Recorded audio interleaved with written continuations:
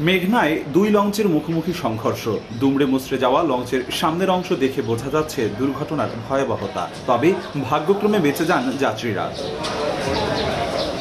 শনিবার বরিশাল থেকে যাত্রী বোঝাই করে কীর্তনখোলা 10 লঞ্চ রওনা দেয় ঢাকার পথে। আর ঢাকা থেকে বরিশালে যাত্রা করে প্রিন্স আওলাদ 10 নামে একটি লঞ্চ। চাঁদপুরের হরিণায় গভীর রাতে দুই লঞ্চের মুখোমুখি সংঘর্ষ হয়। পরে রাতেই কীর্তনখোলা 10 লঞ্চ ঢাকার উদ্দেশ্যে ছেড়ে যায়। তবে প্রিন্স আওলাদ বেশি ক্ষতিগ্রস্ত হওয়ায় এই লঞ্চের যাত্রীদের উদ্ধার করে বরিশালের উদ্দেশ্যে রওনা দেয় শুভরাজ নামে আরেকটি লঞ্চ। দুপুরের দিকে তারা গন্তব্যে পৌঁছান।